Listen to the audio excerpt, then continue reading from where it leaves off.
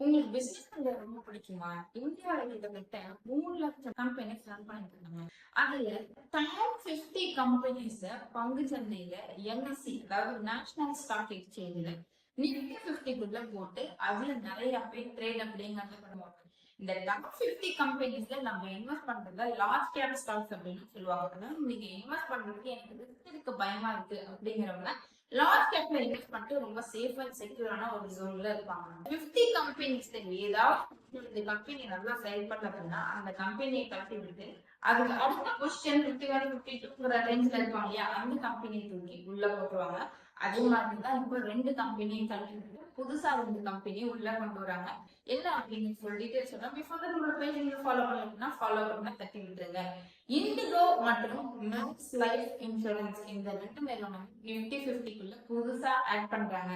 சரி, எந்த 2 நிறுவனத்தை தட்டி விடுறாங்க? ஹீரோ மோட்டோகார், ஹீரோ வண்டி எல்லாம் தயாரிக்கிறாங்கல்ல, ஹீரோ ஸ்ப்ளெண்டர், ஹீரோ பிளஸர், அந்த நிறுவனத்தை நிஃப்டி 50ல இருந்து தட்டி விட்டாங்க.